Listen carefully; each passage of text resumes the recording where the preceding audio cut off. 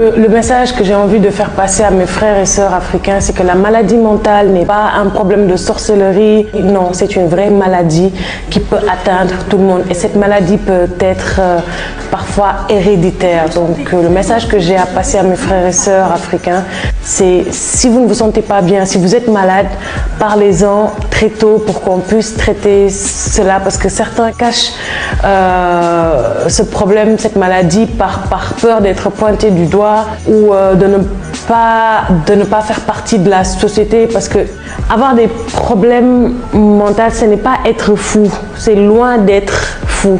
Mais c'est un processus qui peut atteindre vraiment. Tendance à ne pas communiquer, à ne pas parler de nos mal intérieurs. Et quand on commence à faire une dépression, on a tendance à associer ça avec des touriamba, il fume de la beuh, il boit trop.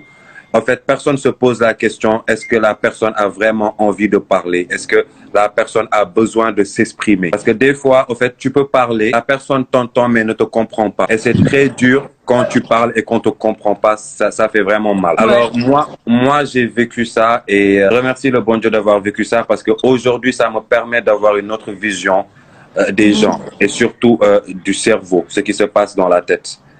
Parce que qui que l'on soit dans cette vie-là, personne n'est épargné de cette maladie-là.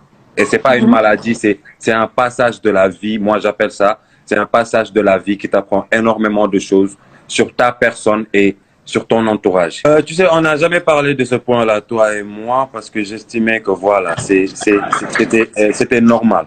C'était normal de t'assister parce que voilà, tu es mon sang.